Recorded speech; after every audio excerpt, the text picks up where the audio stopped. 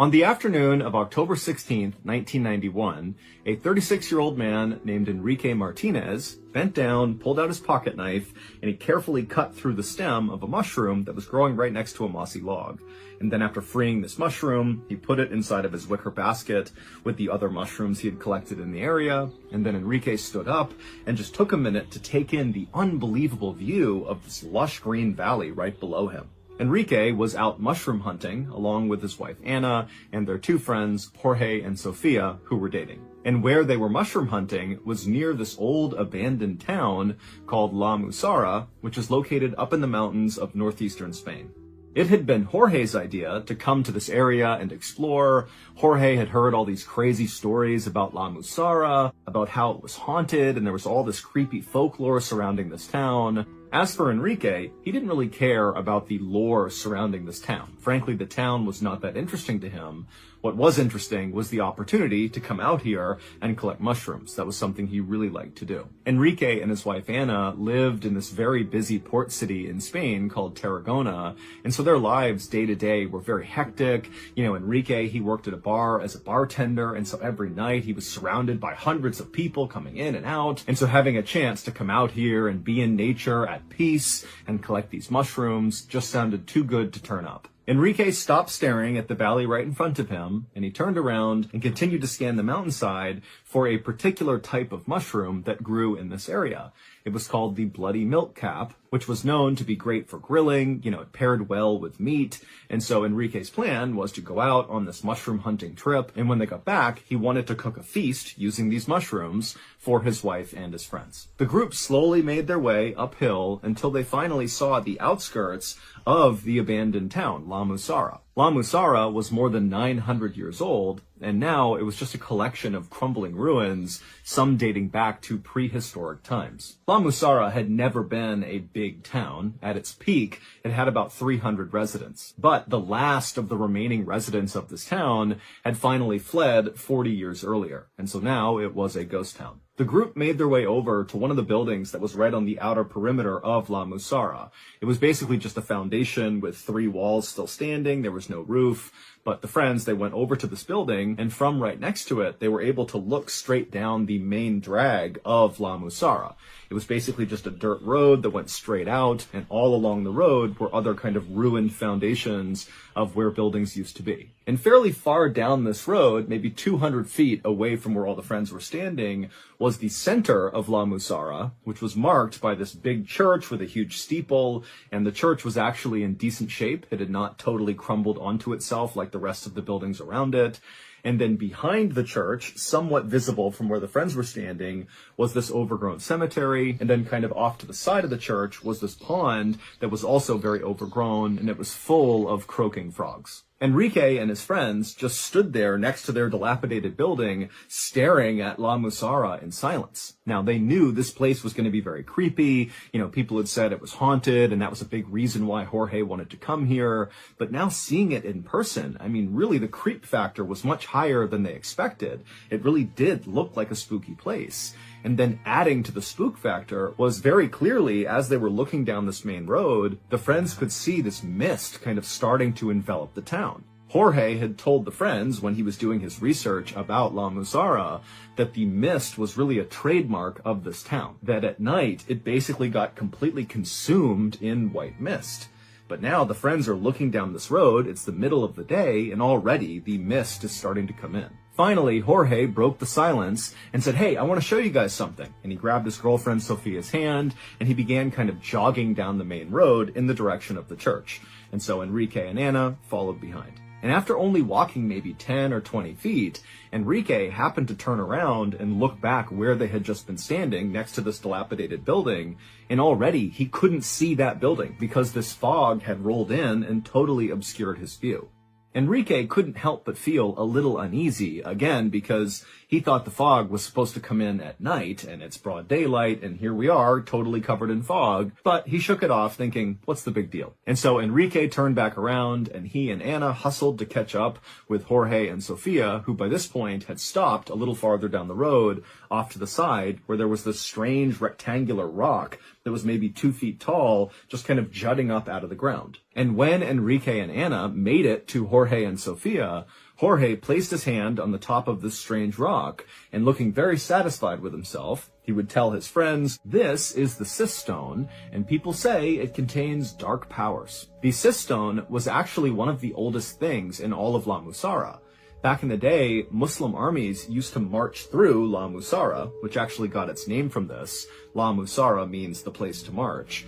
And so these armies, as they would pass through La Musara, making their way to the valley down below, they would always stop at the Sis Stone because they believed it had magical powers that could help them defeat their enemies in their upcoming battles. Now, the Muslim armies were long gone by this point, but the Sis Stone was still there, and people still said that it contained that kind of magical power, that there were dark forces at work inside of the stone, and so to touch it was very risky. In fact, some people said if you touched the Sis Stone, you could be sucked into this parallel world full of all these demonic entities. And so as Jorge told the group about all this history surrounding the Sis Stone and how no one should touch it, remember, he's got his hand squarely on the Sis Stone the whole time.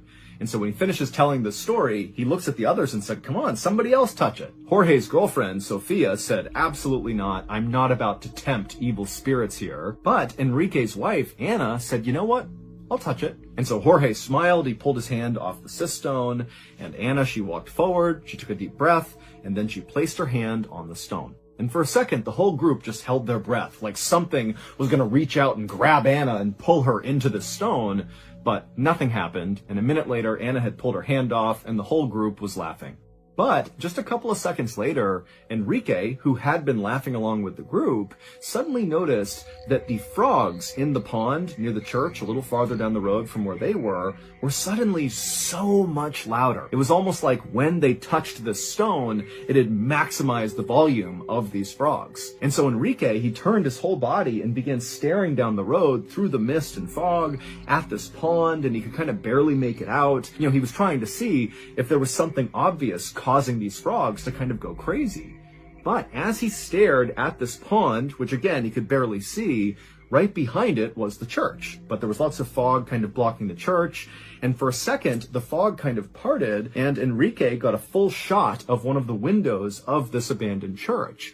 And in the window was this dark figure just standing there staring at Enrique and his friends. And Enrique, he sees this thing in the window, and in a second it was gone. And then the fog rolled back in, covered up the window, and Enrique couldn't see anything anymore. And so Enrique just stood there in stunned silence, having no idea if what he just saw had really just happened or if it was in his imagination or something. But before he could even try to process what had just happened, he heard his name being called. And so he kind of snapped out of it, and he turned back to the group, and it was Anna, who was now jokingly saying, "Come on, Enrique, touch the stone too." Enrique quickly scanned Anna, Sofia, and Jorge's face, and they were all smiling and laughing still, and so clearly none of them had seen this figure in the window. And so Enrique, he kind of just looked at all of his friends, and then he looked back in the direction of the church and this window, which again he couldn't see because the fog was blocking it out. And so Enrique just tells himself, okay, there's no way that I just saw some dark figure moving around this abandoned church. You know, that must have been my imagination. I'm totally fine. And so he turned back to his friends, and he could tell they were not going to let it go until he touched this stone. And so he said, fine, and he walked up and he touched the stone. And immediately, as soon as his hand made contact with that stone, everything seemed to change. The air around Enrique got cooler, and the stone itself started to warm up. And as this happened, Enrique, whose hand was still on the stone, began to think, wow, I could do this for hours. I could just stay here and leave my hand on the stone. I mean, this is amazing. But then somewhere buried deep in his mind, Enrique began telling himself, get away from the stone. Take your hand away, get away right now. And so finally, Enrique did yank his hand away, and right away all those feelings he was having as he touched the stone disappeared. The air went back to normal. He did not feel compelled to touch the stone, and he just kind of was left thinking, what just happened? And so Enrique's wife, Anna, along with Jorge, they were both grinning at Enrique, waiting for him to tell them about what it was like to touch the Sis Stone. But behind them, Sofia, Jorge's girlfriend, she was not happy. She was the only one who had not touched the Sis Stone. And so she spoke up and said, guys, let's get away from the Sis Stone. I don't want to continue to tempt evil spirits, okay? Let's just go. And so Jorge threw his arm around Sophia and told her to lighten up, and then said, come on, let's do some more exploring. And so Jorge took Sophia's hand, and he continued walking down the main road in the direction of the church, and Enrique's wife, Anna, she quickly followed right after them, kind of running to keep up, like she was a kid who was excited about what they were doing. But Enrique, he just stayed put for an extra second, because even though he had told himself that, whatever he saw in the window was nothing, he could not help the fact that as soon as he touched that stone, he felt different. There was something off about the stone, and really there seemed to be something off about this whole village, which by this point was now completely enveloped in fog. They were totally covered. Now, Enrique, at this point, did just want to leave La Musara. He didn't want to be there anymore. The place was totally creeping him out. But he didn't want to be a party pooper, and so he turned and continued walking down the main road after his friends and his wife. And after he walked a little ways, the fog parted enough that he could see the pond full of these very loud croaking frogs, as well as the church and that window where he had seen or supposedly seen this dark figure, but the window was empty. And Enrique was relieved to see that his friends clearly had not stopped at the church. They had not tried to go in. They had gone behind the church into the cemetery. Enrique did not want to go inside of the church because even though, again, he had told himself that, that figure wasn't real, it wasn't really in the window, still there was a part of him that wanted to stay far away from this building. But after Enrique walked past the pond and began side-skirting the church to get to the cemetery, he just stopped and turned and actually faced the window, kind of like involuntarily. He was looking at the window where this dark figure had been. And again, it's empty, there's nothing there, but Enrique felt like something was pulling him towards this window. And so without saying anything to his friends, who weren't really paying attention to Enrique, they're kind of just walking around the cemetery, Enrique walked right up to this window. He's right in front of it. He's looking inside, and now he can see into the actual church. And it's totally ruined inside, but he can see where the pews used to be on the ground, and he could also see where the pulpit used to be, where the priest would give mass. And as Enrique stood there staring into the church, he kept leaning closer and closer and closer into the church until finally he felt like he really wanted to move away and get away from the church, but it was like he couldn't. He just kept getting pulled into this opening. And then as this was happening, the sound of the frogs got louder and louder until Enrique felt like he was totally consumed by these frogs. Meanwhile, just around the corner of the church and back in the cemetery, Anna, Jorge, and Sophia were kind of laughing and walking around the cemetery, reading the different headstones, when at some point, Anna, Enrique's wife, just happened to look up when she realized Enrique was not there with them. And so Anna, she walked over to the gate of the cemetery and she looked up along the side of the church, and there was Enrique kind of leaning forward into this window looking into the church. And so Anna, she yelled out to him a couple of times, but Enrique did not even notice her or acknowledge her. He just continued leaning forward looking in this window. And finally, Anna got right up next to Enrique and she actually shook his shoulder. And when she did that, Enrique kind of snapped out of it and turned and looked at her, but didn't say anything. He just had this totally confused look on his face. And Anna, she looks up at her husband and she's like, come on, come into the cemetery. That's where everyone is. Come on. And then Anna turned and skipped towards the cemetery. And once Anna was back in the cemetery, she just got right back to walking around and looking at all the different headstones. And at some point, as she was looking at one particular headstone, she took a few steps back to get a better look at it, and she accidentally bumped into another headstone, a big cross that had a line drawn across it, and it fell to the ground and it broke. Jorge and Sophia heard the sound of this stone breaking in half, and they turned and looked at Anna, and they kind of quickly understood what had happened. And Jorge, he just started laughing at her, and he said, oh boy, now you've upset the evil spirits in this town. You better put that back together. Now, Anna was trying to make light of this, but she was totally panicking and did not like the fact that she had just desecrated a gravesite in a potentially haunted town. And so she began picking up the headstone and trying to put the stone back on top, but it was no use. It was totally broken. And so as Anna continued to fumble with this headstone, and as Jorge continued to laugh and harass her about all the evil spirits that were going to attack her because of what she did, Jorge's girlfriend, Sophia, who was right next to him, she started getting on edge, and she said, hey, Jorge, is it true that this place is haunted? I mean, really, is this actually a haunted town? I mean, what's the deal? And Jorge, at this point, he stops laughing at Anna, and he turns to Sophia, and he goes, yeah, I think this place really is haunted. And then he would tell them the story of how La Musara came to be known as a haunted town. Back in October of 1873, there was a civil war happening in this part of Spain.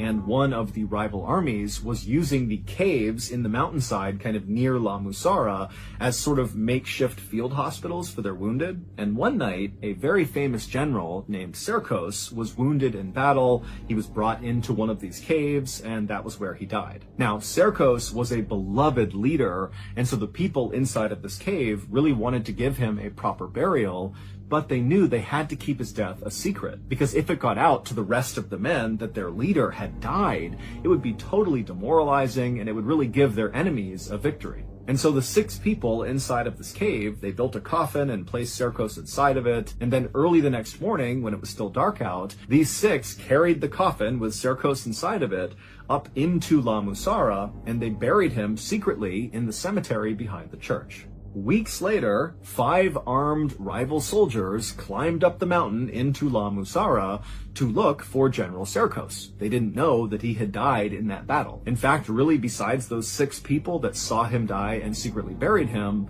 nobody knew he was dead. And so these soldiers actually thought Cercos was hiding out in La Musara. And so these soldiers began busting into all the civilians' homes in La Musara and ripping them apart looking for this general, and they'd send the people out into the streets and tell them they're going to kill them unless they give up information about where this general is. And finally, after about an hour of this, an elderly man who lived in La Musara had just had enough, and he stepped forward and he told the rival soldiers that General Cercos was dead, that he was buried in the cemetery behind their church. But the rival soldiers didn't believe the man. They said, okay, show us proof.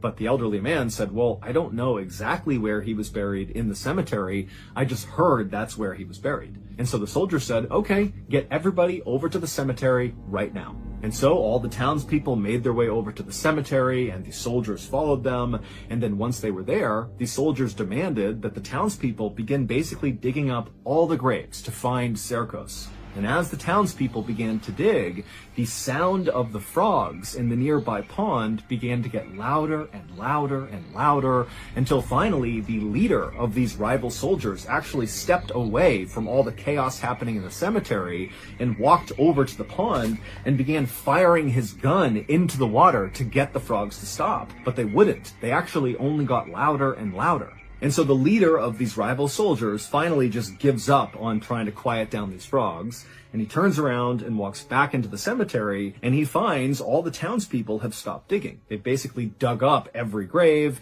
and they haven't found Cercos, and they're just kind of waiting to see what happens next. But the leader, as he looked across this graveyard, he noticed there was one grave that very conspicuously had not been touched. Everything around it had been dug up, but not this. No one had touched that grave. And so the leader said, go, dig that one up. But immediately the townspeople kind of took a step back and acted like, no way, we're not going near that grave. And so finally, a townsperson actually stepped forward and said to the leader of these rival soldiers that that grave contained this old woman who had died recently, who everyone suspected of being a witch. And so it was dangerous to try to dig her up. But the rival soldiers did not care at all about this. They just raised their guns and demanded the townspeople dig that grave up immediately. And so they would. They would go over, they would unearth this coffin, and then the rival soldiers would pop open the lid. And as soon as it was open, everybody went silent. Because this woman, who had died weeks earlier, looked totally preserved. She was laying on her back, and her skin was very pale, but it had not begun to rot yet. Even her cheeks still had a kind of pinkish hue to them, and her lips were open partway, as if she had been buried mid-sentence.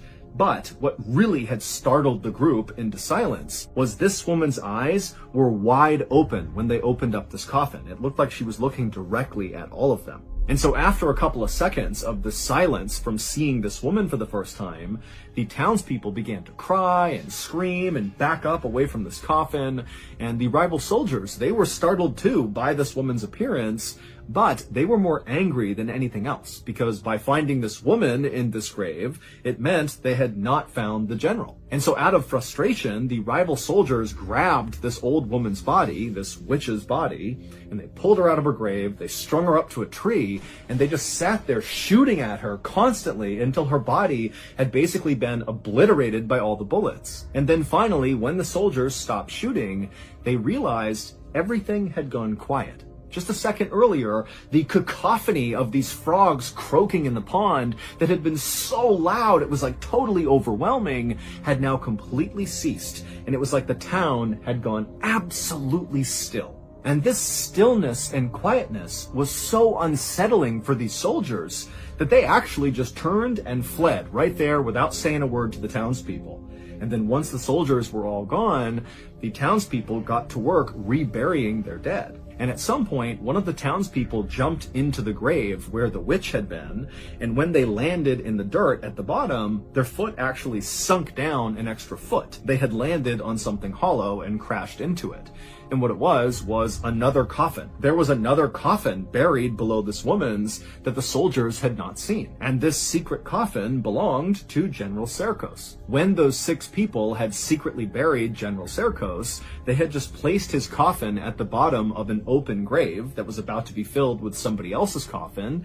They put it in, they covered up his coffin with enough dirt that no one could see it, and then the next day, the townspeople lowered the witch in her coffin into that grave without realizing General Serkos was below it, and then they filled it in, and then they placed a headstone on her grave. But because they thought she was a witch, they decided not to write her name on the headstone. Instead, they just etched a horizontal line across her headstone.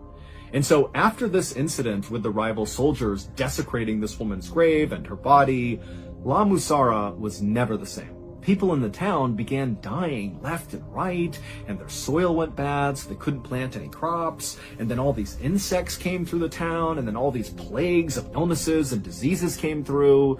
And so it wasn't long before La Musara had developed this reputation of being cursed. And by the 1950s, that curse apparently had driven the last few people out, officially making it a ghost town.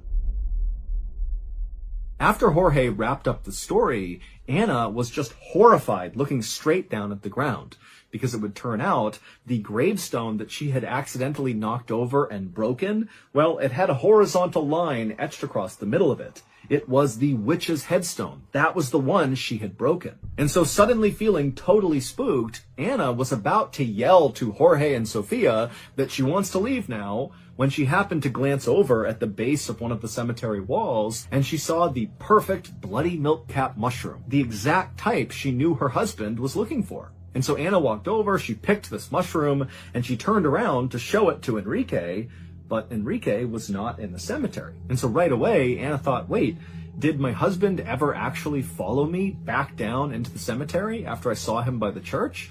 She couldn't remember. She thought he followed her, but she wasn't sure. And so Anna yelled out for Enrique, but he never called back. And so she turned and looked over at Sofia and Jorge, who she could barely see through the fog, and she asked them, hey, have you seen my husband? Is he in here? Did you see where he went? And they both said, no, we have no idea. And so Anna, who at this point was now really starting to panic because this whole situation in La Musara was getting pretty spooky for her, and so she just dropped the mushroom and took off running out of the cemetery. Now, Sofia and Jorge did not really know what was going on. They didn't understand the urgency that Anna was feeling to find Enrique, and so they saw her take off to go find Enrique, and they just kind of casually walked on after her.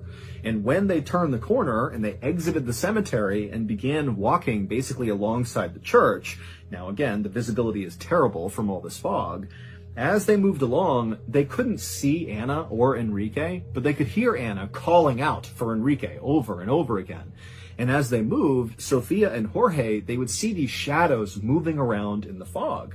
And they would think it was Enrique or Anna, but as they got up to where these shadows were, there'd be nothing there. And so Sofia, she began grabbing tighter and tighter onto Jorge's arm, and Jorge, who had been kind of joking about how this place was evil, was also now starting to feel a little bit spooked about what was going on. And so they began walking a little bit faster and faster in the direction of Anna's voice. And as Sofia and Jorge got closer and closer to Anna, the sound of the frogs in that pond began to get louder and louder and louder until Jorge and Sofia could barely hear Anna over the sound of these frogs. And then just like that, the frogs stopped, and all Sofia and Jorge could hear was the sound now of Anna crying. Now, Jorge and Sofia could not actually see Anna because of the fog, but they walked in the direction of her voice, and they ultimately found Anna crouched down with her back to them right in the spot where Enrique had previously been standing staring in that church window. And so Sophia and Jorge, they walked up to Anna and they reached down and they put their hands on her shoulder. And when Anna turned around, she was clutching Enrique's wicker basket containing all of his mushrooms. And with tears coming down Anna's eyes, she would say to her friends, "He's gone." Anna, Jorge, and Sophia would spend the next hour searching in vain for Enrique in La Musara. Remember, there's no visibility from the fog, and now it's getting dark, and so it's really hard to conduct a search for someone.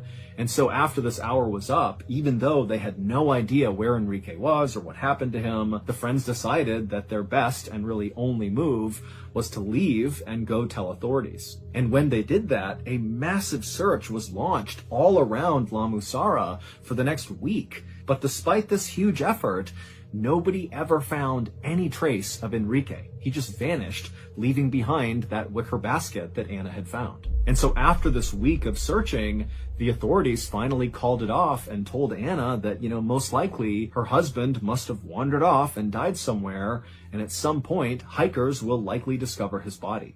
But Anna could not accept this conclusion, and so she continued to go back to La Musara to look for Enrique. And in January of 1992, so 3 months after Enrique had gone missing, Anna, Sophia, and Jorge returned to La Musara to do another one of these additional searches. And during the search, the friends were walking past the church, and they passed by that same window where Enrique had been standing looking inside, and also where his basket had been found by Anna.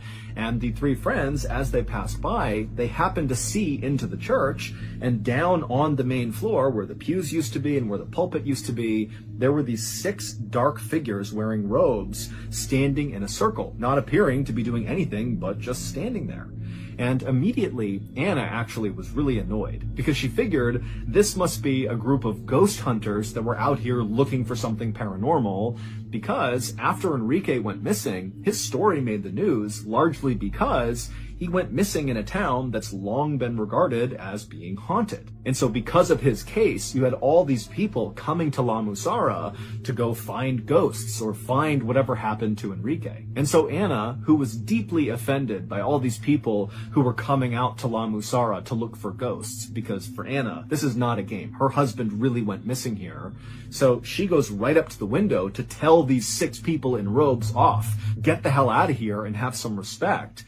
But when she went to the window and was about to yell in, one of the robed figures suddenly turned and looked up at Anna. And immediately Anna backed up because this clearly was not some ghost hunter, because the hooded figure had no face. It was just a dark hole looking back up at Anna. But even though there were no eyes, Anna could tell this thing, this entity, was staring right at her. But before Anna, Sophia, or Jorge could react to what they were seeing inside of this church, from behind them, they suddenly heard this unbelievably loud galloping sound, like all these horses were charging towards them. And at the same time, the sound of the frogs in the nearby pond began to get louder and louder and louder. And so Anna, Sophia, and Jorge turned around to see what was going on, kind of expecting to see, a cavalry approaching or something. But there was nothing. All they saw was the fog on the road. And so the 3 friends turned back around to look back into the church, and now these 6 hooded figures were gone. And so suddenly thinking that these figures had left the church and they were coming to get them, the 3 friends did not wait any longer. They turned and just sprinted out of La Musara.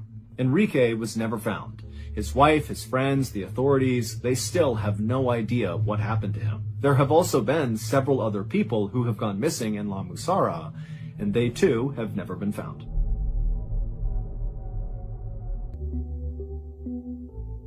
Just after midnight on August 31st, 2001, 36-year-old Dana Laskowski sat on her couch sipping a drink at her home in Puyallup, Washington, which is about 35 miles outside of Seattle. Dana had been enjoying a night at home by herself, but as she sat there on the couch, the silence in the house started to feel a bit unsettling. It just was not something she'd gotten used to yet. Dana was the mother of 9-year-old triplets, so the house was typically filled with a lot of noise. But tonight, the kids were 3 hours away, staying with their dad. Dana and her husband Stan had separated the previous year, and after the separation, Dana had moved several hours away to Puyallup, where some of her family lived. Dana and Stan had tried hard to effectively co-parent the triplets. She loved the idea. She loved that the kids still had a good relationship with their father, but not having them around all the time had been a huge transition for Dana. Dana grabbed the remote off the coffee table and turned on the TV, just to have some background noise.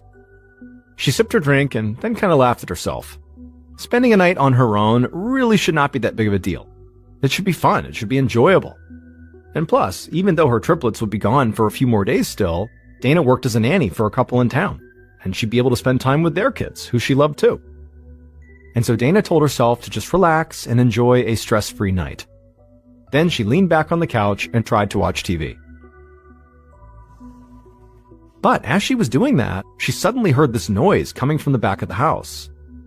She put her drink down, turned off the TV, and then walked out of the room towards the back door. She expected to see her 17-year-old niece and Amanda's best friend, Emily Lauenborg, standing in the hall, because Dana always kept her back door unlocked for these two teenage girls. Amanda and Emily both had strained relationships with their families, so Dana had become a kind of surrogate mother to both of them. She let them use her house to do laundry, take showers, or to just have a place they could come where they would feel taken care of. But when Dana reached the back of the house, she didn't see the girls standing in the hall. She walked to the back door and glanced outside onto the back porch, but she didn't see anybody there either. She figured she must be hearing things. Being home alone could do that after all. So she left the back door unlocked in case the girls did show up later, and then turned back around and headed back to the couch. Even though it was late, Dana suddenly thought about giving her niece a call, just to check in on her. The last time she'd seen Amanda and her friend Emily, they had been spending almost all their time with this group of teenage guys who called themselves the Park Rats, because they always hung around at the same public park. Dana tried to keep an open mind and not judge, but she couldn't help but worry about two young women spending time with a group of guys who did not seem to have any ambition in life. And she knew for a fact that some of the Park Rats had pretty serious drug problems. On top of that, Amanda and Emily were both relatively small girls, and Dana knew they really couldn't protect themselves if any of the guys ever tried to get physical with them. Dana sat down on the couch, still debating if she should call Amanda. However, before she could make up her mind, she heard something at the back door again.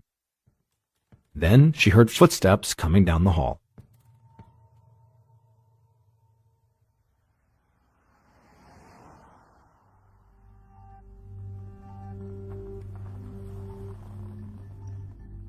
At 10:30 a.m. the following morning, a patrol officer from the Puyallup Police Department pulled up in front of Dana's house. He'd gotten a message from dispatch about an urgent 911 call that had come in that morning. A woman had called and said her children's nanny, Dana Laskowski, had not arrived at the house when she was supposed to. The woman and her husband had both called Dana, but couldn't get a hold of her. And this really worried them, because Dana would never not show up without calling and making sure the kids would be okay. So the woman had asked the police to please do a wellness check on Dana. The officer stepped out of his cruiser and glanced around the neighborhood. This was a pretty busy area of town, with lots of fast food restaurants and shops nearby, so the street could see plenty of traffic at night. The officer walked up to Dana's front door and knocked while calling out her name and also introducing himself. But after a few moments, he didn't get a response, and he also didn't hear any movement inside the house. And so eventually, the officer walked around to the side of the house and pressed his face against a window. However, the curtains inside the house made it difficult to see anything inside. So he walked around to the back of the house, and there he noticed the back door was cracked open. He slowly walked up the steps of the old wooden porch, approached the door, and then called out for Dana again through the crack. But there was still no response. The officer tensed up. He had no idea if this was an innocent mistake by Dana leaving the store open, or if maybe somebody had broken into her house. And if it was the latter, the intruder could still be inside. And so the officer unholstered his gun, pushed the door open, and stepped into the house. As he did this, he walked past an open door and glanced inside. It was a bedroom, and it looked like it had been ransacked. Dresser drawers were open and clothes had been thrown all over the floor, but he didn't see anybody in the room. And so the officer kept heading down the hallway, getting more and more tense as he moved. He eventually reached the front room and stepped inside. And there he found more pieces of clothing on the floor, but he still didn't see anybody. The officer reached for his radio, about to call in a potential burglary, when he looked over at the couch. And immediately, what he saw there told him he was dealing with something far worse than just a break-in.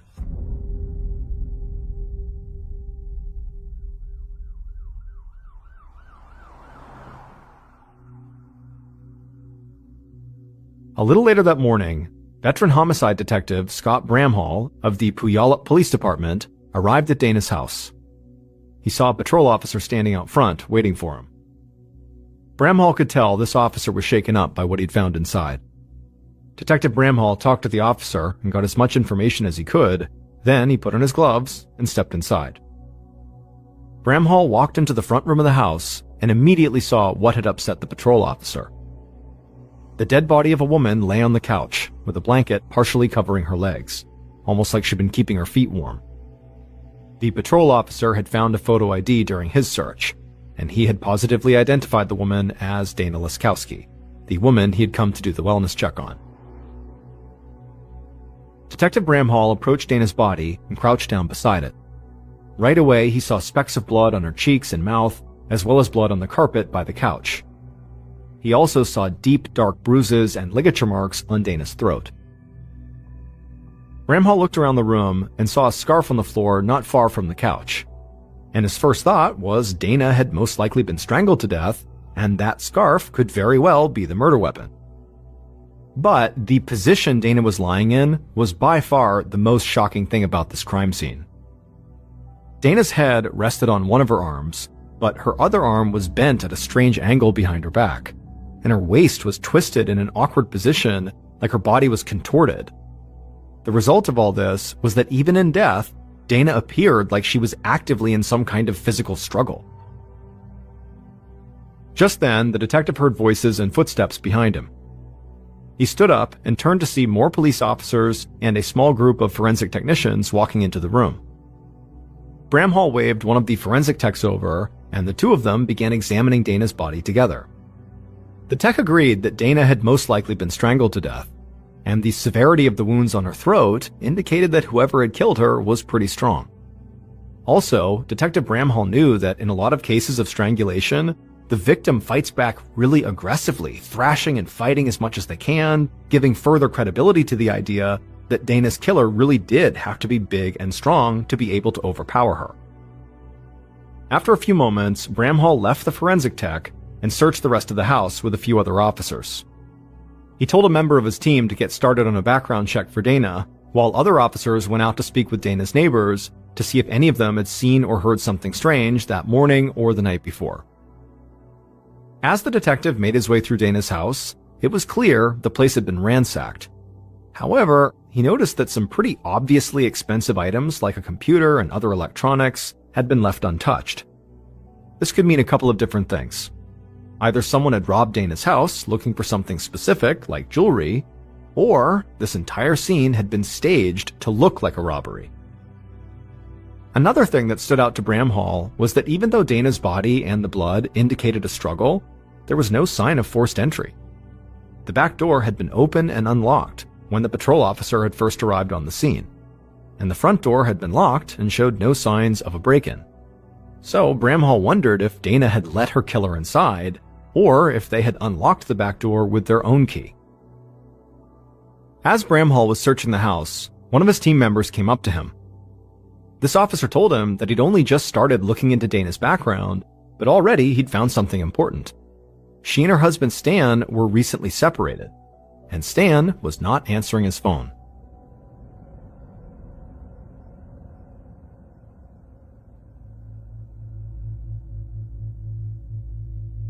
That night, after Detective Bramhall had spent hours at Dana's house, he got back to the police station, and he was already feeling antsy. Dana's husband, Stan, like any murder victim's spouse, would basically automatically be a major suspect under almost any circumstance. However, in the few hours since Bramhall had begun working this case, Stan had started to look like the perfect suspect. Stan had not responded to the multiple calls the Puyallup police had made throughout the day. And when Detective Bramhall had reached out to police in the town where Stan lived, they actually went by his house, and there had been no sign of Stan or the triplets. Now, Detective Bramhall did not want to jump to conclusions here. However, he couldn't ignore what might be going on here. A man killing his estranged wife so he could have sole custody of their kids was actually a fairly common thing. Still, Bramhall couldn't do anything until they actually tracked Stan down. So, the detective stayed in touch with the police in Stanstown, and he also contacted the Washington State Police to tell them to be on the lookout for Stan. In the meantime, Bramhall started to gather information on Dana's friends, family, and her employers. Now, he was already planning on interviewing everybody close to Dana, but if Stan didn't turn up soon, he hoped maybe one of them would be able to help police track him down. But the following morning, before Bramhall had met with anybody else, he got a phone call in his office. And as soon as he answered, he heard the voice of a man who sounded upset and a bit frightened. It was Dana's husband, Stan. Stan explained that he had just taken his kids camping and had been at a spot out in the woods that didn't get cell service. So when he'd left the campsite earlier that morning, he saw he had tons of voice messages from the police. And when he had called the cops back, he learned that his estranged wife had been murdered. And then after that, the police had connected him to Detective Bramhall. There was no question in Bramhall's mind that Stan was a major suspect. However, if Stan was innocent, Bramhall could not imagine a worse way to have gotten such horrific news. Bramhall told Stan they needed to talk right now in person, and so Bramhall said he would just drive over to Stan's house right now. Stan said okay, and so Detective Bramhall hung up and then told members of his team to begin looking into Dana's friends and family. Then Bramhall got in touch with the local police where Stan lived to say he was going there to interview him, and then he headed out. The 5-hour drive led Bramhall through the woods and hills of the Pacific Northwest, and as he drove, it hit Bramhall just how slow-going this trip really was. He wondered if Stan had gotten angry about having to make this drive just to see his kids. Maybe he'd gone to Dana's house and confronted her about it. If they'd gotten into a fight, Stan could have flown into a rage and killed her. Now, this was just a theory, but when Bramhall finally got to Stan's house along with a local officer and they met Stan at the front door, Bramhall's theory didn't seem too far-fetched. Because Stan was a big guy. He could have easily overpowered Dana. But more importantly, Bramhall noticed right away that Stan had scrape marks on both of his legs, a sign that perhaps he had a recent physical altercation with someone. Stan led Bramhall and the other officer into his house, and they all sat down together in the kitchen. Bramhall didn't waste any time.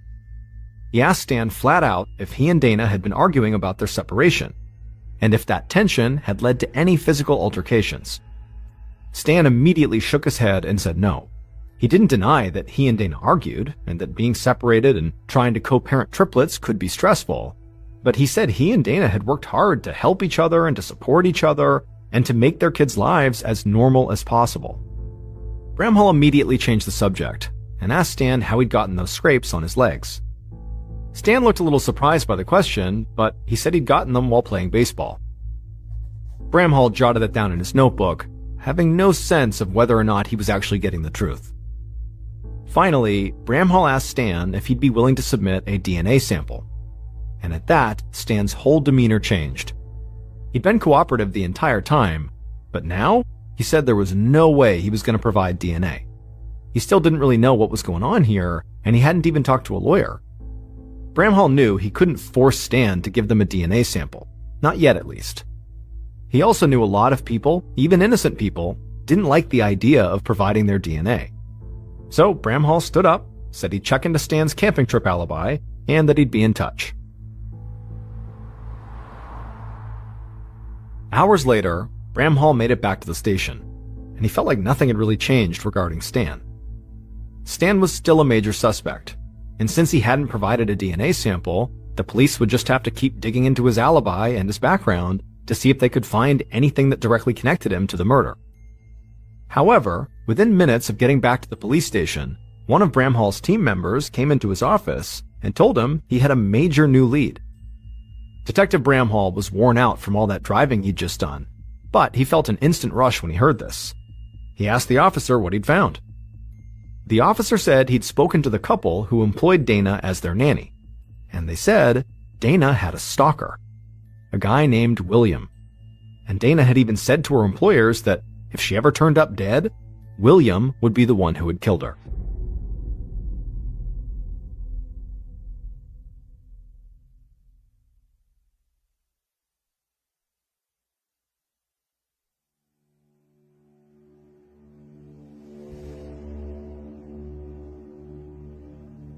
On the evening of September 2nd, 2 days after Dana's body had been found, Detective Bramhall sat inside of an interview room across the table from Dana's alleged stalker, William. It would turn out William had installed cabling at Dana's house a few months earlier, and since then, he'd been leaving notes and poems on Dana's front door, and he'd been seen lurking around her house a bunch of times by several of Dana's neighbors. Police also found a string of harassing messages from William on Dana's phone. And so all of that had been enough for Bramhall to secure a search warrant, and the search of William's house had led to a disturbing discovery. Inside the interview room, Detective Bramhall pulled out a notebook and put it on the table. Then he asked William if he recognized it. William lowered his head and then nodded. He said it was his personal journal. Bramhall flipped open the notebook and showed William what appeared to be a letter to an unnamed woman. And this letter was filled with all these violent things William wanted to do to her. Bramhall flipped to another page, which was another letter to this same unnamed woman, filled with even more anger and more threats of violence. And so Detective Bramhall said it looked to him like William had been obsessed with Dana, leaving her notes and poetry and spying on her at her house.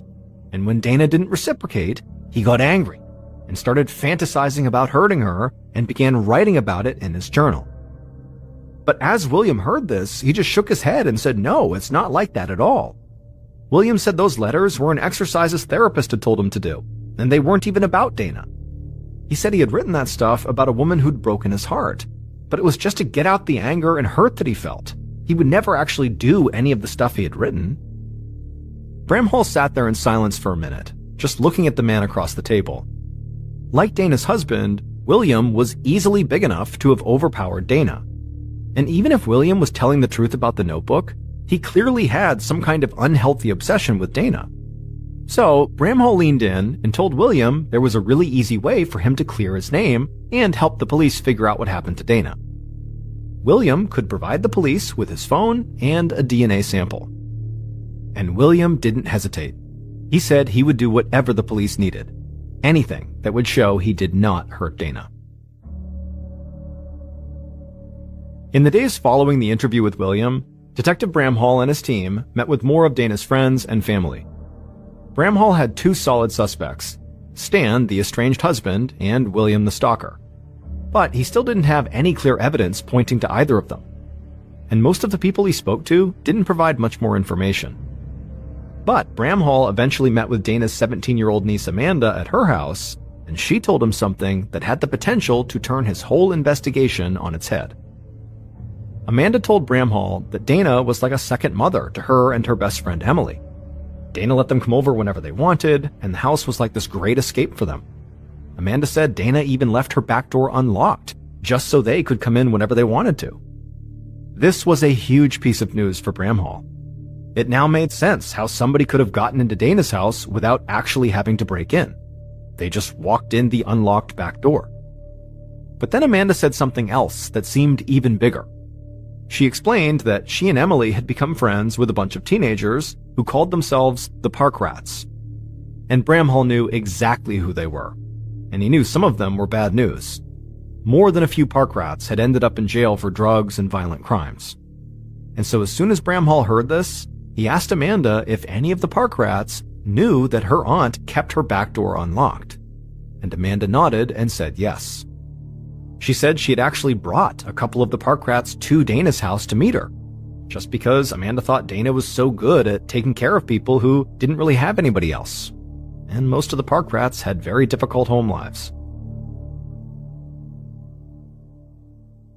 Detective Bramhall left Amanda's house and laid out his next steps.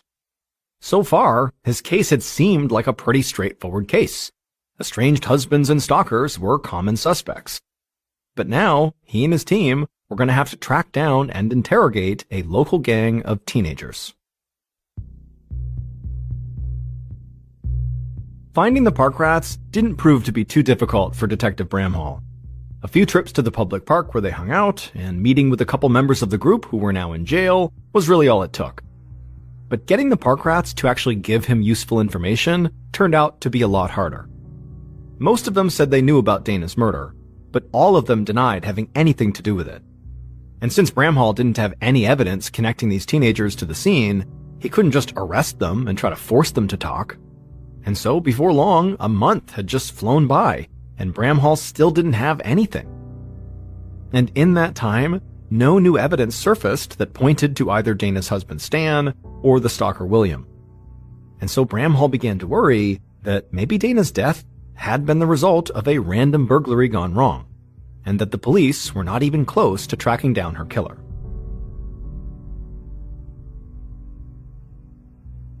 On October 4th, 2001, so 34 days after Dana's murder, her friends and family finally gathered for her funeral. Because of the ongoing investigation, police had waited longer than usual to release the body back to the family. But now, a funeral home in town was packed with people who had come to express how much they loved and missed Dana, and how much she had been there for them. Detective Bramhall and some members of his team attended the funeral, watching to see if anyone might do something that jumped out at them. But nothing out of the ordinary happened. It was just a group of people grieving the loss of a loved one. After the service was over, Bramhall secured the funeral memorial book, which had been signed by the people who had attended. Bramhall hoped that he could find someone in this book that could maybe offer his investigation a new lead. So Bramhall and his team brought the book back to the station and they went through it, and as they did, they saw some people, in addition to signing it, also left written notes. And one of these written notes totally floored Bramhall. After reading the notes several times, Bramhall felt confident he had just found a massive clue. Bramhall and his team quickly met with the person who had written this note, and what that person said led police right back to the park rats.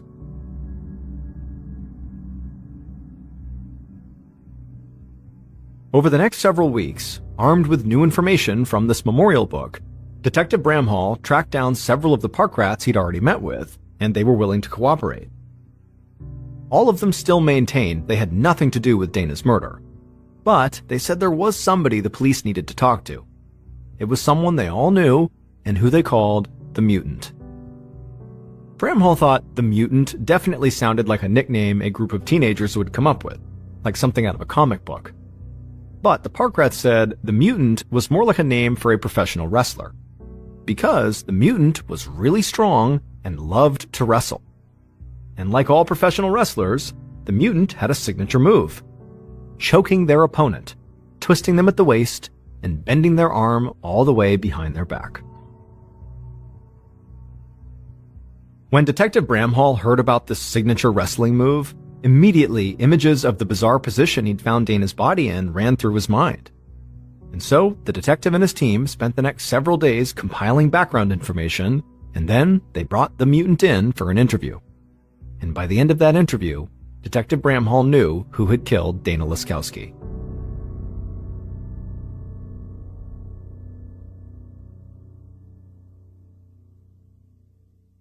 Based on information from the Mutant, evidence found at the crime scene, and interviews conducted throughout the investigation, here is a reconstruction of what police believe happened to Dana not long after midnight on August 31st, 2001.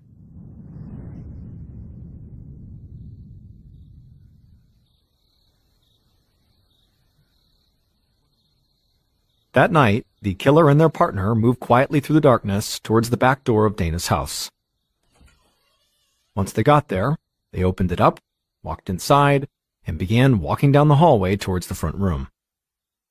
When they got there, they saw Dana standing by the couch, but before she could say anything, the killer demanded that Dana give them some money. Dana stayed calm and said she was sorry but didn't have any money, but the killer immediately snapped back and said Dana needed to hand over some cash right now. Dana repeated that she didn't have any money, and then she asked the killer and their partner to please just leave, but the killer wasn't having it. They walked over to Dana, they grabbed her and shouted that they wanted her money now. Dana tried to push the killer off, but the killer was too strong. Dana screamed, and this only set off the killer even more. They hit Dana in the face and then slammed her to the floor. Dana tried to get up off the floor, but the killer just leapt on top of her and rolled her over onto her stomach. Then the killer saw one of Dana's scarves laying on the arm of the couch, and they grabbed it. Then, before Dana could do anything, they wrapped that scarf around Dana's neck and began choking her. Dana kicked and flailed, but the killer fought off her attack, while the killer's partner just stood there, watching. The killer kept choking Dana with the scarf in one hand, and then with their other hand, they grabbed Dana's arm and they yanked it violently backwards, twisting her around at the waist. Dana tried to scream louder, but now she was gasping for air, and slowly Dana's eyes went wide and she stopped breathing, and she died right there on the floor. The killer let go of the scarf and Dana's arm, and they stood up. They stared down at Dana's body, and then over at their partner, who was still just standing there in a daze. Then the killer picked Dana up. The scarf fell to the floor as the killer laid Dana on the couch, still in her twisted position with her arm pinned behind her back. The killer then grabbed the folded-up blanket from the edge of the couch and covered Dana's feet and part of her legs with it, almost like they were tucking her in. But after the killer stepped away from the couch and kind of surveyed the scene, it was like they began to panic. They yelled at their partner that they needed to make this look like a robbery. The two of them quickly ran to Dana's bedroom and threw open all the drawers and littered the floor with clothing. They also carried some more clothes into the front room and dumped those on the floor as well. And then they ran out of the room, down the hall, and out the back door. The same back door that Dana had always left unlocked just for them, so they could always come to her house to escape their troubles at home. The people responsible for Dana's murder were Dana's own niece, Amanda, and Amanda's best friend, Emily Lauenborg, who all of the park rats knew as the mutant.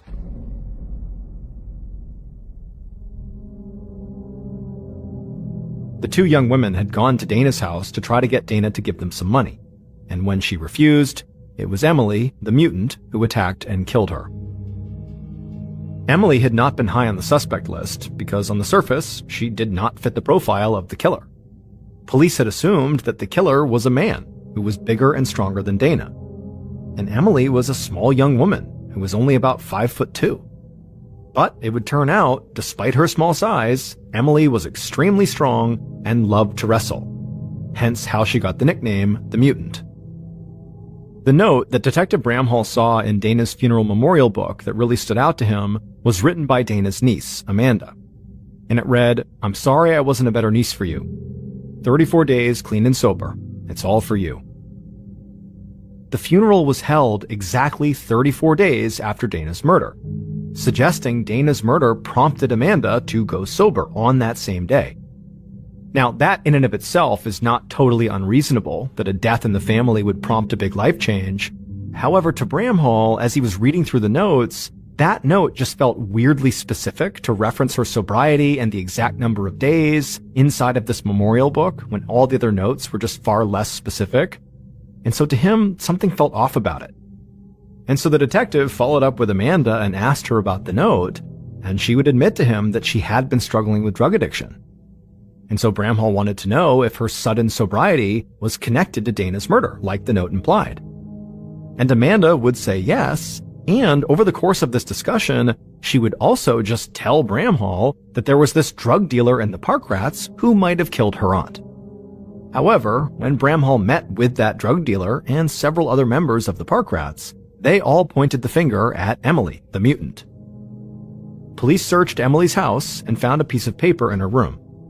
On it, she had written a list of goals she had, and one of those goals was to, quote, kill someone and get away with it. Emily eventually confessed to the murder, and Amanda admitted to being in the house during the murder. Dana's niece Amanda aided the police in prosecution, and so she was not charged with any crime. As for Emily, she would take a plea deal and would only serve about 5.5 years in prison.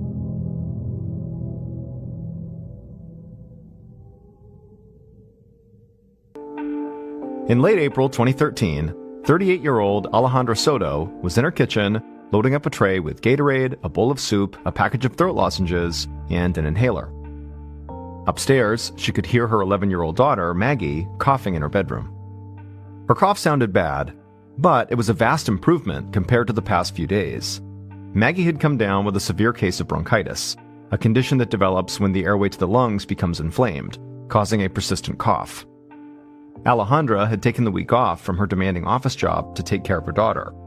She knew there'd be an avalanche of emails waiting for her when she got back to work, but her daughter's health came first, and she did not want to take any chances. Back when Maggie was a baby, she developed a severe case of pneumonia and almost died. Ever since, Alejandra had been incredibly cautious anytime Maggie developed any kind of respiratory illness. Thankfully, though, Maggie did seem to be recovering from this latest bout of bronchitis. She'd been on medication for the last 4 days and seemed to now have more energy and strength too. Alejandra hoped that in another few days, the bronchitis would disappear completely. As Alejandra grabbed the tray of supplies for her daughter off the kitchen counter, her phone lit up. It was more calls from clients that she was missing. She took a calming breath and reminded herself that in a few days she'd be back at work. Then she could put in some overtime to catch up, and everything would go back to normal.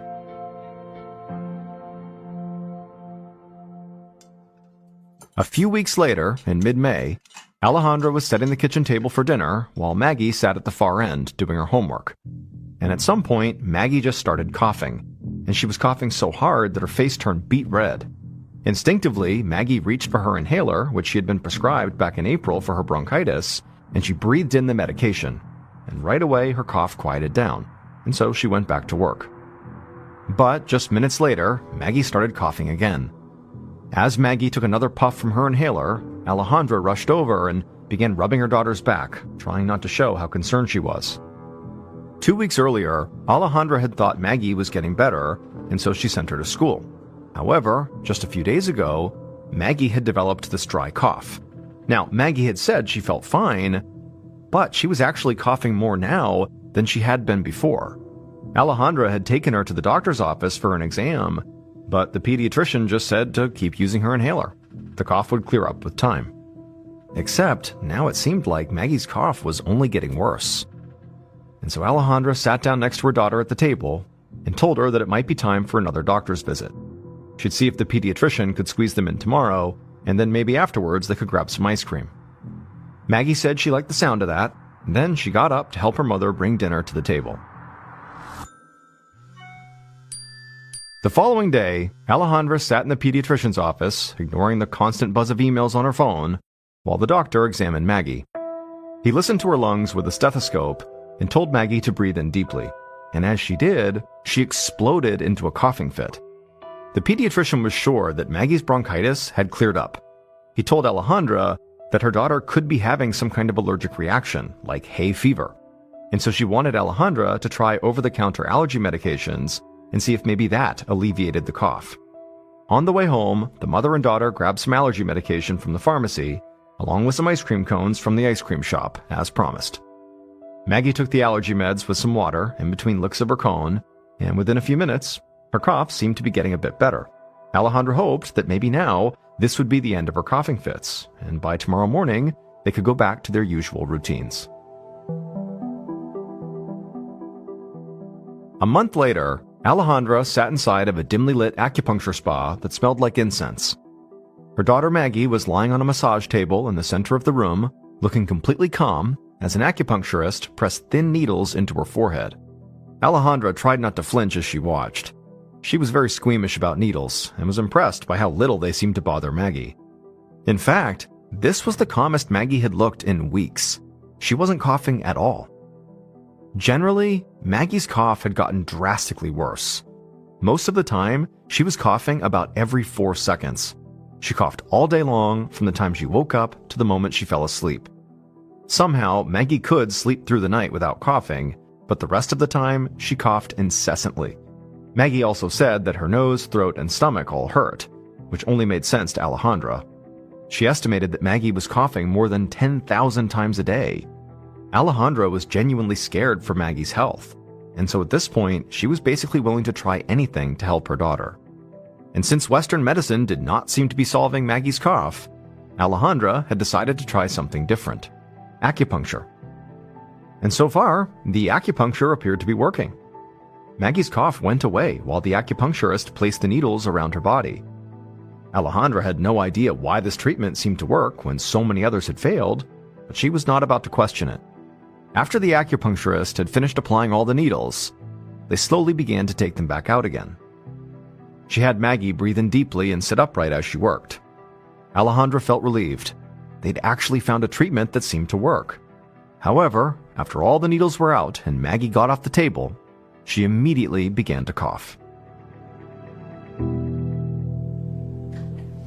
2.5 months after that, Alejandra sat in a hospital examination room, watching a neurologist test her daughter's coordination skills. The doctor had Maggie mimic his movements as he balanced on each foot and tapped his nose and did a few dance moves. Maggie laughed in between coughs as she followed his choreography. It was clear the doctor was good at working with kids, and Alejandra was grateful for that, because it had been a long day. They'd been at the hospital since that morning, putting Maggie through a battery of physical exams, lab tests, and imaging scans. The doctors wanted to explore every possibility because at this point, Maggie was coughing an average of over 15,000 times a day. Alejandra did her best to put on a brave face in front of her daughter, but inside, she was a mess. For sure, she was terrified that something mysterious and potentially deadly was making her daughter ill, but Alejandra had to admit that she was also very stressed about all the work she'd been missing to make all of these doctor's appointments. Eventually, she would have to clock a lot of extra hours just to catch up, which meant more time away from Maggie. Now, she would do anything for her daughter, but physically and emotionally, she was reaching a breaking point. At some point, the neurologist told Maggie to have a seat, and then he bent over his clipboard to scribble a few notes. Alejandra held her breath, hoping the doctor would have some kind of news. But instead, he said there was nothing wrong with Maggie's coordination skills. However, the neurologist said he had a theory about what might be wrong with her.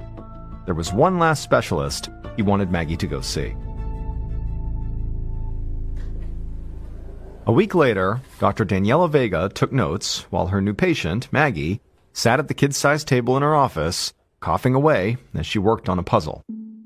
Dr. Vega was a psychologist, and Maggie had been referred to her office by the neurologist at the hospital. Dr. Vega asked Maggie to describe her symptoms. Between coughs, Maggie told her that her nose and throat hurt, her stomach ached, and sometimes she got these tingly sensations in her thumbs and pinky finger. She said she coughed all day long, except for when she was sleeping or receiving acupuncture treatments. Dr. Vega made a few notes while Maggie continued to cough and work on her puzzle. But just a moment later, Maggie clearly stopped doing her puzzle and let out a huff like she was bored with the puzzle and with this appointment. Dr. Vega asked a few follow-up questions, but now Maggie's answers were short. There was an edge of annoyance in her voice. But to Dr. Vega, it made sense. Maggie had been to so many doctors at this point, she'd very likely answered all these questions dozens of times, yet still she was coughing. As Dr. Vega watched Maggie cough, she noticed she had a little routine. Maggie would scratch her nose, then squint, and then cough. Every few seconds, she'd scratch, squint, cough, over and over like clockwork. Dr. Vega made a note of it. Then the doctor put her clipboard down and asked Maggie what kind of music she listened to and what her friends were like at school. Maggie looked surprised, but she started telling Dr. Vega all about her classmates, her favorite subjects at school, and what she wanted to be when she grew up. Suddenly, Maggie was animated and engaged, and seemed to love how intently Dr. Vega was listening to her. And while she was talking, Maggie barely coughed. Dr. Vega scribbled down a few more notes on her clipboard, and thanked Maggie for sharing so much with her. Then she led Maggie back out to the waiting room, where her mother was busy typing out emails on her phone. Alejandra stuffed her phone into her bag and rushed over to her daughter to ask how it went. Maggie very eagerly told her mother all about how she and Dr. Vega had talked about school and all the different things going on in her life and how fun the appointment was. And then after that, Dr. Vega asked them to wait for just a few minutes while she ducked into her office. She just wanted to reread Maggie's case file to make sure that the hunch she was forming was correct. Once she was back in her office, Dr. Vega pulled up Maggie's medical history. Specifically, she wanted to read the section about Maggie's case of pneumonia when she was only 18 months old. Dr. Vega suspected that there was nothing physically wrong with Maggie. Rather, her persistent cough was actually a vocal tic, a completely psychological phenomenon. The conversation she had just had with Maggie about her friends and about school and what she wanted to be when she grew up tipped off the psychologist. When Maggie was talking about things that interested her, she coughed less. The cough also disappeared completely when she slept, which would not necessarily happen if this cough was caused by an infection. But, perhaps most importantly, Maggie didn't seem worried about her cough or about trying to get better. It was almost like she subconsciously knew that she wasn't actually really sick. Dr. Vega suspected that part of what brought on this tic was Maggie's severe case of pneumonia when she was a toddler. When she was ill, her mother, Alejandra, had slowed down and paid way more attention to her. And then ever since, anytime Maggie had a cough or flu-like symptoms, once again, her mother would be extra attentive. Dr. Vega was pretty sure that subconsciously, Maggie was coughing to get attention from her mother, who seemed to be constantly overloaded with her work. And so while Maggie's cough was actually real in the sense that she really did feel this need to cough, the underlying reason for it was not physical. It was all in her head. Once Dr. Vega delivered this diagnosis, Maggie was treated with a low dose of an antipsychotic, as well as daily talk therapy that included breathing and muscle control exercises. After only a week of treatment, Maggie's cough rate decreased from almost 1,000 coughs an hour to just about 40. Then her doctors decided to try her on a different antipsychotic, and after only 12 days on it, Maggie stopped coughing altogether.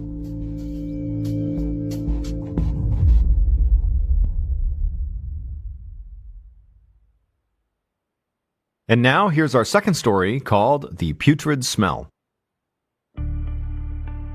In August 1986, on the first day of first grade, 6-year-old Eloise Taylor walked into her brand new elementary school. She felt excited to be around all these people her own age.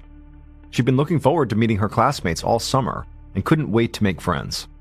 She got in line with all the other kids in her class and followed her new teacher, Miss Brody, down the hall to their classroom.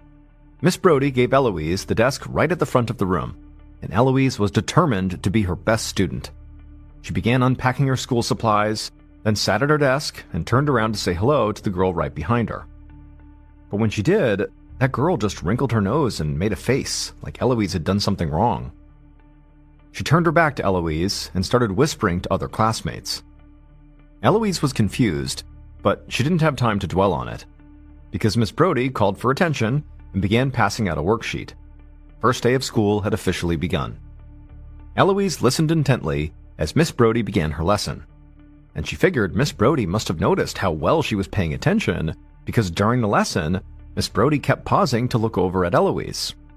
Eloise sat up a little straighter, confident she was making a great first impression. And so she wasn't surprised when Miss Brody tapped her on the shoulder right after lunch and asked her to join her in the hallway. She figured she was going to tell her what a good job she was doing. But once they were in the hallway, Miss Brody crouched down and asked her if she had taken a bath the night before. Eloise was confused, but nodded and said yes.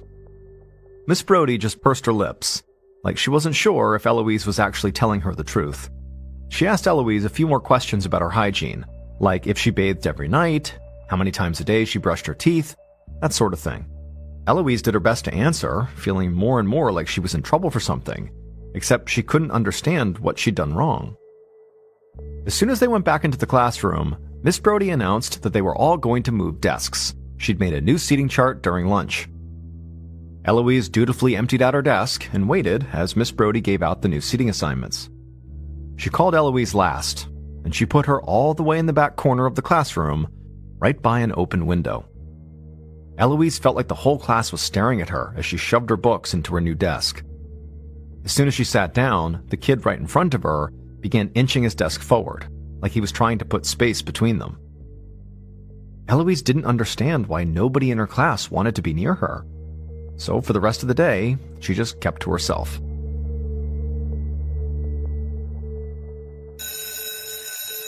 When the final bell rang at 2 p.m., Eloise shoved her homework into her backpack as her classmates began filing out of the class.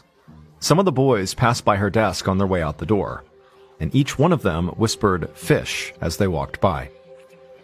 Eloise didn't really know what they meant, but her face still went red hot. She tried to linger behind the rest of the class as they all walked to the parking lot to wait for their parents, But one of the girls turned around and told Eloise out loud that she smelled like manure.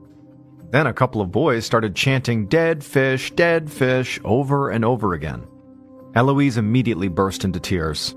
Luckily, she saw her dad's car right at the front of the pickup line, and so she sprinted right over to it. She climbed into the passenger seat and told her dad what happened, that her new classmates hated her. Her dad let out a long, apologetic sigh, almost like he'd been expecting this. Then he told Eloise that for some reason, ever since she was little, she would occasionally start smelling like fish. Her doctors had no idea why this was happening. It was just something she was born with. Eloise was stunned. She wanted to know why her parents had never told her about this. But her dad didn't have a good answer. He just said that they didn't want her to worry about it before it became a problem. Eloise was quiet for the rest of the ride home. She couldn't smell this fish odor herself. But clearly, it was strong enough to stink up her entire classroom. And now she had no idea how she was going to go back to school and face the same ridicule every day.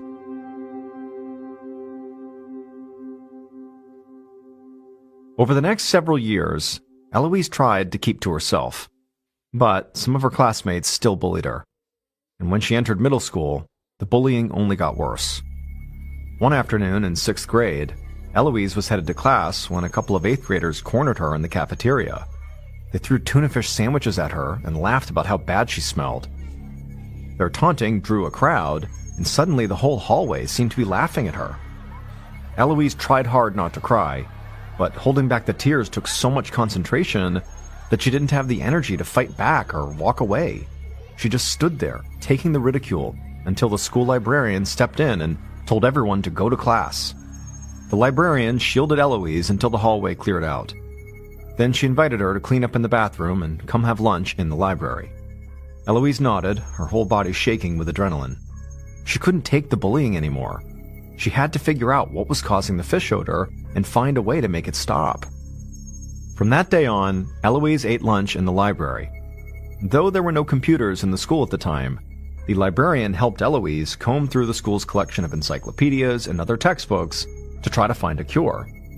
However, 2 years later, by the time Eloise graduated 8th grade, she hadn't found anything. And doctors weren't able to help either. Nobody was able to figure out why Eloise smelled so bad.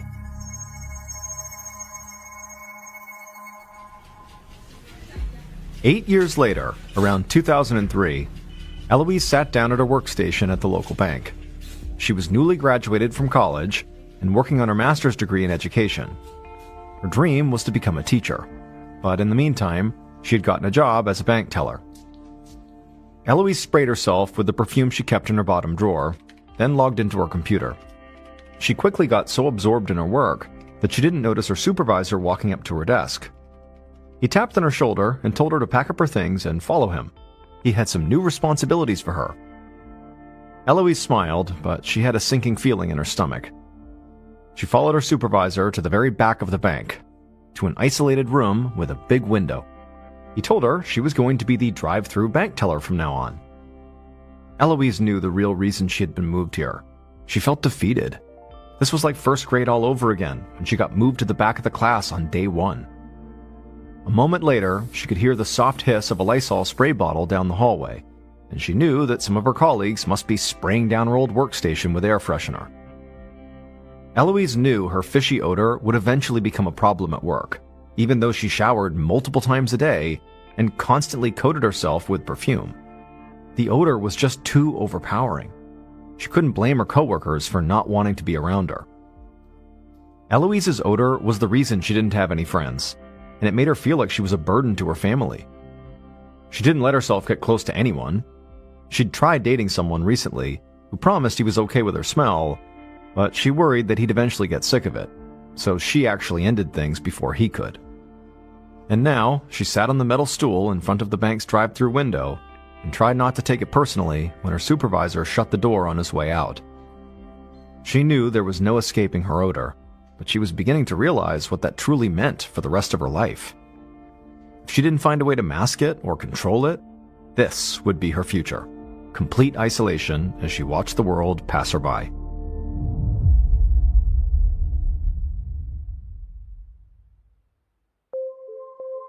The following year, in the fall of 2004, Eloise moved through her new classroom, opening up windows and setting up a few strategically placed fans. A few months earlier, Eloise had finally finished her master's in education and got a job teaching middle school. She hoped that, as a teacher, she could make life better for any kids who faced bullying, like she had all through school. She was still nervous about her odor, but she had a plan. If the windows stayed open, and she could keep air blowing at her, nobody would notice the fish smell. This would work, she thought. It had to. Soon, her class filed in, and she began with the day's lesson. She kept checking over her shoulder, but nobody was making a face or sniffing the air. Everyone was bent over their desks, hard at work. She couldn't help but feel excited. It was working. Nobody could smell her. The following morning, Eloise doused herself in perfume, then got to school early to spray the classroom with air freshener and turn on the fans. And that day, once again, nobody mentioned a fish smell. By the time the lunch bell rang, she was overjoyed. Finally, after more than 2 decades of dealing with her odor, she'd found a way to mask it. Once Eloise's classroom had cleared out, she walked around with the Lysol can again, and then headed over to the teacher's lounge. It was just across the hall from the cafeteria, so the teachers could usually hear their students talking while they waited in line for lunch. Eloise sat down at a table near the door and began to unpack her lunch bag. And as she did, she heard a few students talking about their summer breaks and their new classmates. Then, she heard a student say he had the new teacher, Miss Fishy. The students around him laughed and said they knew exactly what he was talking about. That afternoon, Eloise couldn't focus on her lesson. She kept stumbling over her words or forgetting what she was writing on the chalkboard. All she could think about was whether she was filling the classroom with that pungent, reeking smell. Every noise a student made felt like a stifled laugh at her expense. She was so stressed out that when she finally got into her car after school, she just broke down and cried. Over the years, Eloise had seen countless specialists about her condition, and she'd continued to do her own research, even while she was studying all the time for her master's degree. But nothing helped. She felt trapped and utterly defeated. She'd spent most of her childhood crying on the way home from school, and now it appeared like she might spend the rest of her career the same way too. For the rest of the week, Eloise was so preoccupied by her smell that she could barely teach. Then it got even worse on Friday when her fish odor stank up the entire auditorium during a school assembly. She was a laughingstock and was so discouraged that she just couldn't continue like this. Before she left school on Friday afternoon, she headed to the principal's office and resigned.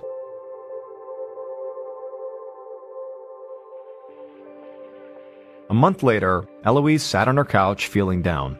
A random sitcom rerun was playing on her television, but she wasn't paying any attention to it. She was on her computer, scrolling mindlessly through a website with comedy videos.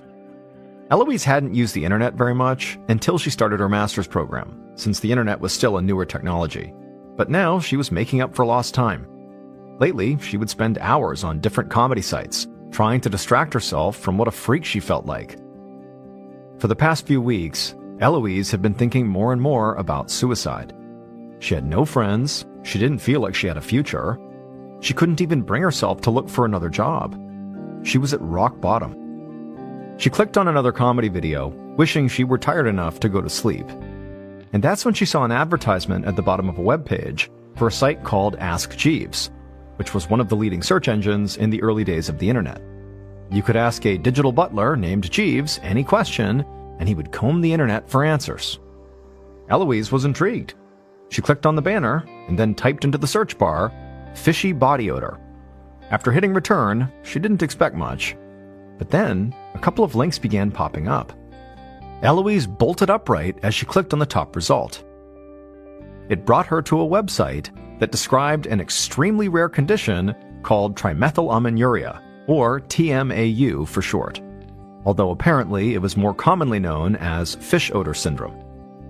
It's a metabolic disorder where the body can't break down a smelly chemical called trimethylamine. The body produces the chemical when a person eats certain foods like bread, beans, eggs, and of course fish. And because people like Eloise can't break down this chemical, it builds up in their system and seeps into their lungs, saliva, sweat, and other bodily fluids, causing a pungent smell that comes from inside. When Eloise discovered this, there were only 600 documented cases of the syndrome in the entire world, and so Eloise became number 601. After some more searching, Eloise found an online community of people living with this rare condition. They helped her learn how to manage her odor by changing her diet and taking daily supplements like chlorophyll, which may help reduce inflammation in the body. Eloise also met a doctor who understood fish odor syndrome, and they helped her find the best perfumes and deodorants to help mask the smell. And surprisingly, these steps she was taking as a result of this community worked.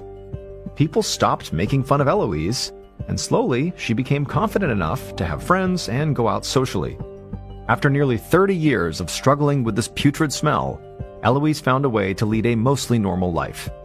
She ultimately went back to teaching, determined to create a special curriculum for students who were different in any way, to make sure that nobody suffered the same kind of ridicule that she did.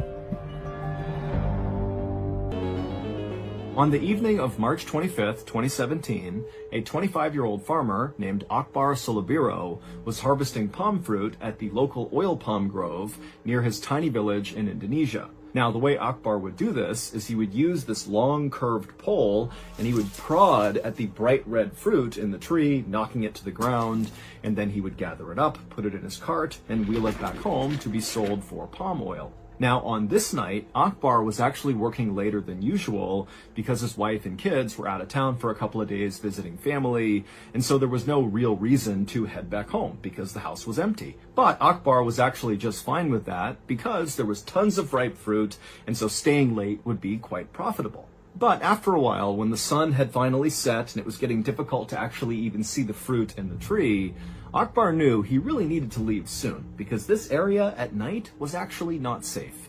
And so Akbar gathered up the remainder of his fruit on the ground, he put his pole in the cart as well, and he began quickly making his way back home. Later that evening, one of Akbar's neighbors was asleep in their bed inside of their home when they woke up suddenly to the sound of something out in the jungle, not far from where Akbar had been harvesting palm fruit. And so this neighbor, when they sat up, they couldn't really tell what the sound was. It almost sounded like a stifled scream or maybe some animal that was fighting with another animal. But as the neighbor sat there straining their ears to try to hear it again, they didn't. All they heard was normal sounds coming from the outside. And so the neighbor decided that the sound they heard must have been a cat or maybe a monkey. And, whatever it was, it couldn't have been a big deal. And so this neighbor went back to sleep. The following evening, so 24 hours later, another one of Akbar's neighbors walked outside of their home to begin the walk over to the jungle to harvest palm fruit. And when they went outside, normally around this time, Akbar would be coming outside as well, because these two often went to the grove together. But, this neighbor is looking and Akbar's not outside, and he looks up at Akbar's house and it's dark and quiet. And so this neighbor's thinking to themselves, where is Akbar? I know he worked late last night. I didn't hear him come in. And come to think of it, I haven't seen him all day. And now, of course, I'm not seeing him as well. And so this neighbor, feeling concerned about Akbar, walked over and knocked on his door, but nobody answered. And so really starting to think that something could be wrong with Akbar, this neighbor went to Akbar's uncle's house. And when Akbar's uncle came to the door, this neighbor explained what was going on and their concern that, something could have happened to Akbar. And so the uncle and this neighbor would go back over to Akbar's home and they would actually try the door. It was locked. They looked inside the windows and it looked like no one was in there. And they also noticed that where Akbar typically kept his cart that he would transport his fruit in, it wasn't there either, which made them think, Akbar must still be out somewhere with this cart because this cart is very important to him. And so ultimately, the uncle, after seeing the state of his nephew's home, he agreed with this neighbor that, something was wrong here. And if they wanted to find Akbar, they really needed to get together a search party right now and go looking for him. So the uncle contacted the leaders of the village, and they in turn rounded up all the able-bodied men in the village, and they all got together with headlamps and flashlights and machetes and knives, and then all together they began walking away from the village into the jungle in the direction of this palm grove, which was the place that Akbar had been last. And And so this big group of men, they get inside the jungle and they begin walking along this path, which was the most likely path that Akbar would have taken to go to the palm grove and also to return from the palm grove. And as they're walking, the sun is starting to set, it's getting dark, and the animals in the jungle, they're all making noises and kind of yelling at this group as they're moving through. And this group, they're shining their light around looking for any sign of Akbar, but there wasn't any. They were calling his name out, there was no response. And then at some point, as they got closer to the palm grove, they noticed there were a couple of bright red fruits, palm fruits, that had clearly been recently harvested that were scattered on the trail. And so the group began to fan out in this area, thinking that, oh my goodness, Akbar must be somewhere nearby. Maybe there was some sort of accident and he's fallen somewhere, or just something's happened to him, but he's got to be in this area. And so the group began fanning out off the trail, kind of hacking their way through all the underbrush. And then suddenly, one of the men, after he hacked through a particularly dense stretch of the jungle, he looked down and saw something and began to scream, and he raised his machete and began running forward. As far as we can tell, this is what happened to Akbar. The previous night, after Akbar had decided, it wasn't safe to be in the jungle at night, he needed to leave, and so he gathered up all of his things and he began walking along that path where the search party would find all that fruit scattered on the trail. And so he's walking along this path, and he thinks he's alone, he thinks he's okay, but in reality, he wasn't. He was being watched and followed very closely from something up in the trees. And so as Akbar moved along, this thing was kind of trailing him and seeing what he was going to do. And then at some point, this thing up in the trees began moving its way down closer and closer to Akbar. It was a 23-foot-long reticulated python. It was a massive snake. And this snake came down and launched an attack on Akbar, grabbing the back of his neck with its powerful jaws. And as soon as the snake clamped down on Akbar's neck, he let out a stifled scream, which was the scream that had woken up that other neighbor who sat up in bed wondering what that was. That was Akbar screaming out. But that was the only sound Akbar could make, because immediately the snake wrapped itself all around Akbar and squeezed him tight. And after crushing Akbar, breaking almost every bone in his body, the snake relaxed and then slithered off of Akbar. And so Akbar fell to the ground and was either dead or very close to death. And at this point, the snake opened up its jaws and positioned itself right in front of Akbar's head, and then it began kind of slithering itself forward, consuming Akbar head first. And the way pythons do this is they don't really chew on their victim. Instead, they kind of put their mouth over the top of whatever they're going to consume, and they kind of undulate and walk their bodies forward, driving the victim deeper and deeper into their body until they are completely consumed. And so the next night, when one of the members of the search party had gone off the trail and began hacking away and then saw something and charged after it with his machete, what he was seeing was the python, who very clearly had a person inside of its stomach. You could see the outline of the person. And so this search party member ran forward and hacked the snake, opened it up, and there was Akbar fully dressed and deceased inside of the snake.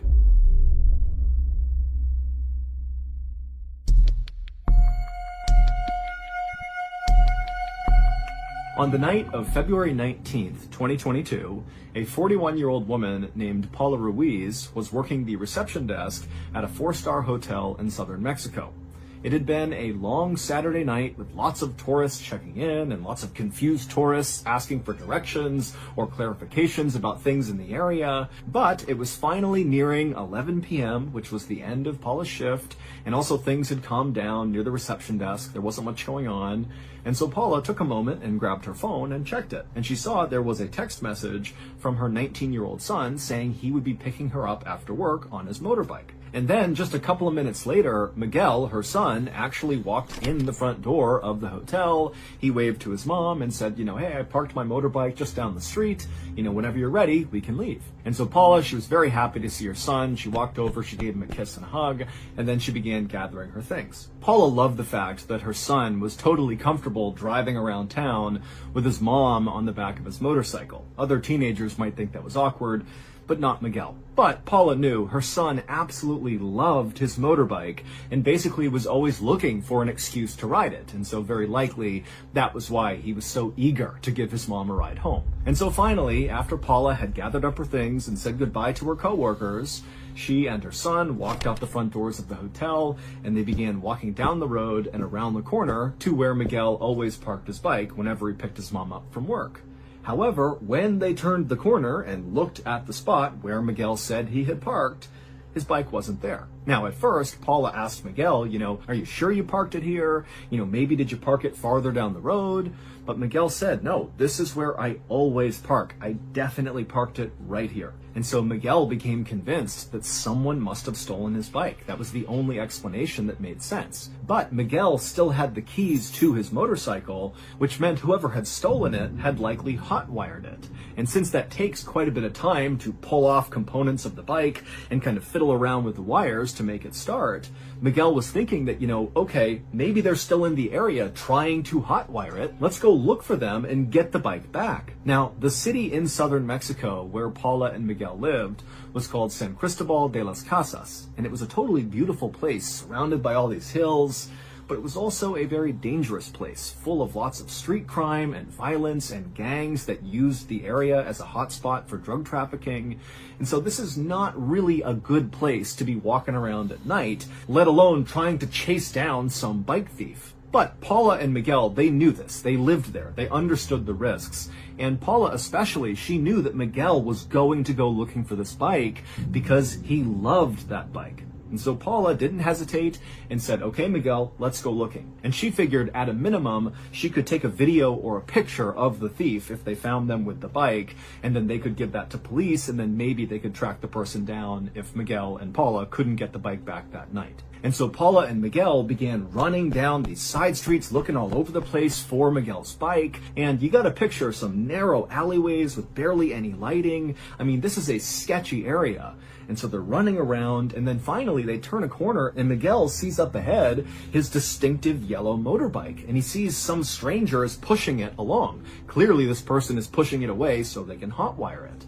And so Miguel and Paula begin charging down the road, and Miguel actually gets in front of this guy and stops him, and Miguel starts screaming at the guy to give him his bike back. And then Paula, she joins her son and she starts screaming at him as well and taking videos and pictures. And then as this is happening, another man on a motorbike came flying up behind Paula and Miguel. And as they did, Paula and Miguel heard the sound of the engine and they turned around, and all Paula saw was this young man holding a gun, aiming it at her son, Miguel, right at his chest. And so her motherly instincts kicked in, and she leapt in front of her son, and then not knowing what else to do, she raised her phone and took a picture. And then seconds later, there was a loud bang, and then suddenly this guy who had been trying to steal Miguel's bike gave it up. He dropped the bike, he took off running down the road, and the gunman, he too turned his bike around and sped off down the road, leaving Miguel and Paula in the alleyway. Except Paula was on the ground because a second after she took that photo, the gunman had shot her in the chest. Paula would be taken to the hospital, but she would die the following morning, orphaning Miguel and his 3 siblings. However, the photo that Paula took of her killer seconds before he killed her was such a high-quality photo showing his face that just 2 days after her murder, police were able to use that photo to find the killer as well as his accomplice, and they were both arrested.